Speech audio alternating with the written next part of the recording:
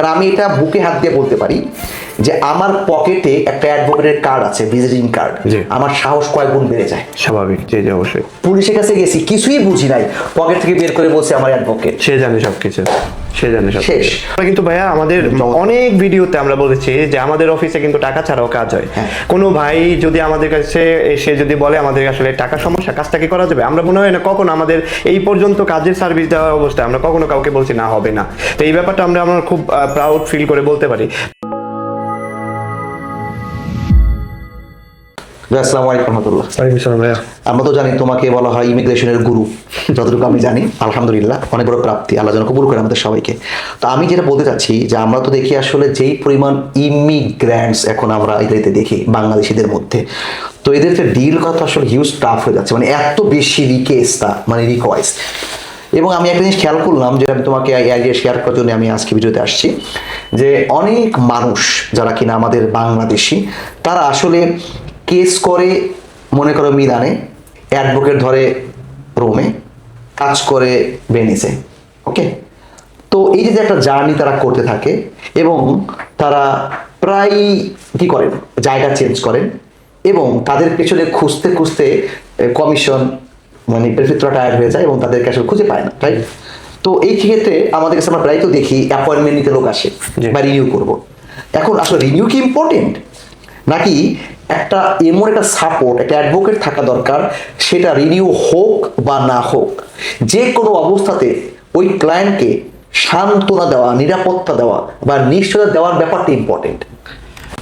ধন্যবাদ। আসলে অনেক মিনিংফুল একটা ব্যাপার, মিনিংফুল ব্যাপার এই কারণে আমরা কিন্তু বরাবর বলি আমরা আসলে একটা সুপার মার্কেট হতে চাই, মানে কাফের সুপার মার্কেট বা ইমিগ্রেশনের সুপার মার্কেট। মানে কি, আমরা যখন ঢুকবো, সে যখন ঢুকলো, নতুন আসছে, সে যখন বের হবে না, বের হওয়ার দরকার নাই তো, আমাদের তো সারা জীবন লাগে। মানে মোট কথা আমরা ঢুকলাম আর বেরই হবো না, কেন?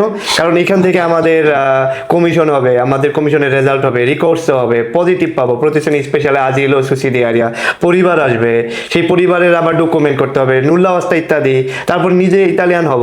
তার মানে আসলে একটা জায়গা যেটা আবার কাজ করব, কাজের অধিকার নিয়ে ফাইট করব, সেখানে আমি পরে আসছি। তার মানে হচ্ছে ইমিগ্রেশনের জায়গাগুলো থেকে বলছিলাম, মানে একদম শুরু হওয়া এবং খুবই ভালো যদি যত্ন নেওয়া যায়, সে আর বেরই হবে না, কারণ দরকার নাই তো। কারণ এই সুপার মার্কেটের মধ্যে যদি সব খাবারের মানে সব আইটেম থাকে, সবগুলোতে যদি একটা ধারাবাহিকতা থাকে, একটা ভালো যত্ন পায়, সে বের হওয়ার কোনো প্রয়োজন নাই। তো আমাদের ব্যাপারগুলো কি হয়, ওই যে আপনি বললেন আমি এখানে অ্যাডভোকেট অন্য জায়গায়, আমি কাজ করি অন্য জায়গায়, তো আসলে এই যে জায়গাগুলো আবার তারপর হচ্ছে কি ভুল ভ্রান্তি, অমুক বন্ধু আরেক জায়গায় ওনাকে নিয়ে যাওয়ার কারণে অ্যাডভোকেট চেঞ্জ হওয়া, অ্যাডভোকেটের সাথে মনোমালিন্য, অ্যাডভোকেট ডকুমেন্ট দিতে চায় না টাইম মতন, অথবা অ্যাডভোকেট দেখা যায় কাজ করার পর পর্যাপ্ত পরিমাণ ওনার টাকা না পাওয়ার জন্য একটা মনোমালিন্য তৈরি হয়। তো এই ব্যাপারগুলো আসলে ঘটতেই থাকে। তার উপর আপনি বলছিলেন মানে একটা মানুষের কিন্তু, আমরা যারা বাংলাদেশি বা ইমিগ্রান্ট যারা আছে, তাদের কিন্তু ওই ধৃত্যদি লাবরের যে ব্যাপারগুলো থাকে, মালিক ঠিক মতো পে করে না, তা এই ধরনের সব কিছু করে, এরকম কিন্তু পূর্ণাঙ্গ কোনো কাপ পাত্রনা তো নাই। তো এই ব্যাপারে বলবো না, হয়তো মানুষ অফেন্ডেড হয়ে যেতে পারে, হয়তো অনেকেই আছেন, কিন্তু দেখি না, আমরা ফেসবুকেও দেখি না, মানে অনলাইনে দেখি, অফলাইনেও শুনতে পাই না, যেমন একটা জায়গা যেখানে তুমি বললা এসেলুঙ্গার মতো সুপার মার্কেট যেখানে সব পাওয়া যায়। আমি যেটা অ্যাড করছিলাম যেটা হচ্ছে কি, আমরা কি এই রিকেস আজিলোর যারা রিকে দেনতে, তাদেরকে কি আমরা এভাবে কনভিন্স করতে পারি কিনা যে ভাই আপনি একটা কাজের জন্যই রিকোয়েস্ট ছিল 10 জায়গায় যাবেন না, আপনার পছন্দের বিশ্বাসের একটা জায়গাকেই আপনি পুঁজি করে থেকে যাবেন। তো আমরা ওই সার্ভিসটা দিচ্ছি, তো যে আমরা অ্যাডভোকেটকে প্রথমেই ন্যস্ত করে দিচ্ছি। কারণ আমি এটা বুকে হাত দিয়ে বলতে পারি যে আমার পকেটে একটা অ্যাডভোকেটের কার্ড আছে, ভিজিটিং কার্ড, আমার সাহস কয়েক গুণ বেড়ে যায়। স্বাভাবিক, জি জি অবশ্যই। পুলিশের কাছে গেছি, কিছুই বুঝি নাই, পকেট থেকে বের করে বলছে আমার অ্যাডভোকেট, সে জানে সবকিছু, সে জানে সব শেষ। তো এই জন্যই বলছি যে আমরা যারা, ভাই আপনাদের জন্য একটু ফিরে আসছি, যে আমরা যারা এই রিকোয়েস্ট আজিলও নিয়ে চলছি, এই মানুষগুলোর জন্য আমাদের পক্ষ থেকে সৎ পরামর্শ, অনেকের জন্য হতে পারে অসৎ মনে হতে পারে, ক্ষমা চেয়ে নেবেন জন্য, যে আপনারা অ্যাডভোকেটকে আস্থার জায়গায় রেখে মুভ করবেন না। উনি যদি সত্যিকার অর্থে একজন যোগ্য অ্যাডভোকেট হয়ে থাকেন, আপনাকে শেষ পর্যন্ত মানে তীরে ভিড়িয়ে সে পরে ফিরবে। তো এই জায়গা থেকে আমরা বলবো রিনভো রিলেটেড বিষয়, রাইট, কমিশন পাচ্ছি না, কমিশনের প্রিপারেশন, অ্যাপয়েন্টমেন্টস, কমিশন হয়ে গেছে, রেজাল্ট ভালো হলো আলহামদুলিল্লাহ মিষ্টি খাবো, আর যদি ভালো না হয় রিকোর্সও, সেখানেও আবার নতুন করে চেষ্টা করে আপনাকে লক্ষ্যে পৌঁছে দেওয়া। এবং এর মাঝে অনেক কিছু হতে পারে, লাইক কাজের ঝামেলা হয়ে গেছে, সেখানেও তো একটা আপনি অ্যাডভোকেট দরকার, একটা অ্যাক্সিডেন্ট ঘটে গেছে, অ্যাডভোকেট দরকার, আপনি অসুস্থ হয়ে গেছেন, হসপিটালে ঠিকমতো ট্রিটমেন্টটা পাননি, অ্যাডভোকেট দরকার। তো তার মানে কি হচ্ছে, আপনার জীবনের শুরু থেকে শেষ পর্যন্ত প্রত্যেকটা পরতে পরতে আমাদের মতো অনেকেই আছে ডেফিনেটলি, এরকম প্রতিষ্ঠানে আসলে আপনারা কিন্তু সার্ভিসটা নেবেন কমপ্লিট। তবে অবশ্যই এখানে রিকোয়েস্ট করব, আমি ভাই হিসেবে বলবো যে এভাবে বলি, যত বেশি গুড় তত বেশি মিঠা, ক্ষমা চাই কথাটা বলেন। কারণ কি, আপনারা যদি আমাদেরকে সার্ভিস চার্জ দিতে পারেন দেন, আমরা আপনাদেরকে সার্ভিসটা ওইভাবেই দেওয়ার চেষ্টা করবো। তো অনেকে আসে 2-4 টাকার জন্য এরকম করি, কিন্তু আমরা সবাই জানি।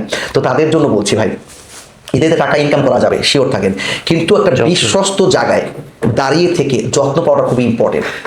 আমি এখানে আসলে একটু অ্যাড করতে চাই ভাই, ব্যাপারটা কেমন হয়, ধরেন আপনার এই মুহূর্তে ফাইন্যান্সিয়াল, আমরা কিন্তু ভাইয়া আমাদের অনেক ভিডিওতে আমরা বলেছি যে আমাদের অফিসে কিন্তু টাকা ছাড়াও কাজ হয়।